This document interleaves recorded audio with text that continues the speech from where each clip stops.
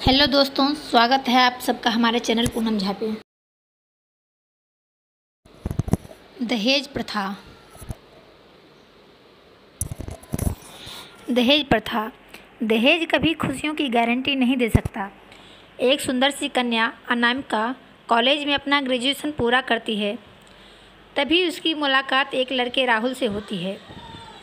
राहुल भी बहुत स्मार्ट और माता पिता का आज्ञाकारी बेटा है।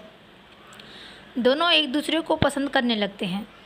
दोनों का ग्रेजुएशन भी पूरा होता है। राहुल अपने शहर में जॉब करने लगता है और अनामिका भी एक अच्छी जॉब कर रही है। दोनों ने निर्णय लिया कि अब माता पिता से शादी की बात करने का वक्त आ गया है। लेकिन परेशानी यह है कि दोनों की कास्ट अलग अलग हैं। अनामिका ब्राह्मण है और राहुल राजपूत। राहुल के समाज में दहेज बहुत ज़रूरी है, जो कि नकद में होता है। उसके अलावा कई तरह के गिफ्ट्स और गहने की भी मांग की जाती है।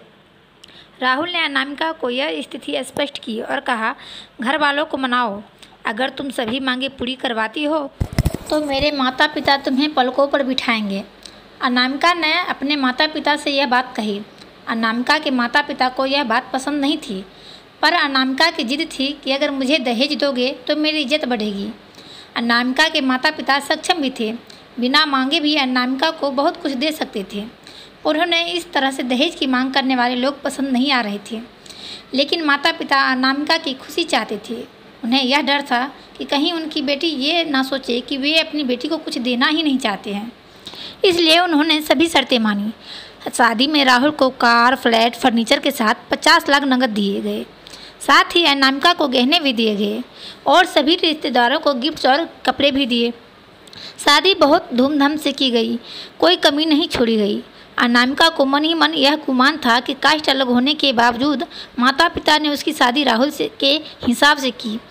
अनामिका को विश्वास था कि उसे बेटी बनाकर रखा जाएगा, उसे कहीं वही प्यार दिया जाएगा जो उसके माता पिता ने दिया, क्योंकि उसने अपने ससुराल का मान रखा है। अनामिका ने अपने घर से ससुराल विदा ली।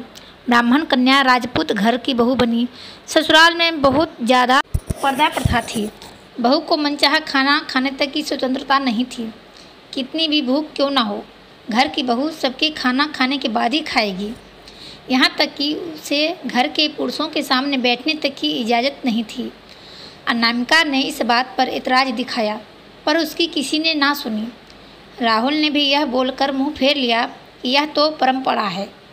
अनामिका का जो गुमान था वह धरा का धरा रह गया। उसे अपने माता पिता की बात याद आई। जब उन्होंने समझाया था तो वह उनसे बहुत लड़ी थी। उसने ससुराल में बात करने का फैसला किया।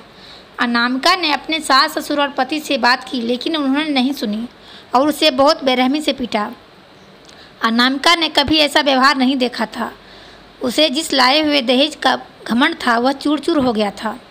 अनामिका को माता पिता से बात भी करने में शर्म महसूस हो रही थी और इसी कशमकश में एक दिन अनामिका ने अपने आप को ख़त्म कर दिया। माता पिता को यह पता चला तो उन्हें अपनी गलती का एहसास हुआ कि वक्त रहते समझा होता तो बेटी साथ होती। जो लोग दहेज पर बेटे की शादी करते हैं उनकी सोच हर तरह से छोटी होती है। जो बेटे को नीलाम कर सकते हैं वो किसी और की बेटी को अपनी बेटी कैसे बना सकते थे। दहेज कभी खुशियों की चाबी नहीं बन सकता, यह बात सभी को समझनी होगी। इस दहेज प्रथा की कहानी को आपने पढ़ा होगा कि माता पिता ही नहीं, लड़की की सोच भी दहेज को सपोर्ट कर रही थी। कई बार लड़कियों को दहेज का गुमान हो जाता है, पर जो लोग लोभी होते हैं वो कभी अच्छे नहीं हो सकते। यह बात सबको समझने की ज़रूरत है। कहानियाँ जीवन में बहुत मायने नहीं रखती है। कई बार बड़ी से बड़ी डिग्री भी ज्ञान नहीं देती और एक छोटी सी कहानी जीवन बदल देती है। Thanks for watching my video. कहानी अच्छी लगी हो तो लाइक, कमेंट, शेयर कीजिएगा और मेरे चैनल को सब्सक्राइब जरूर कीजिएगा।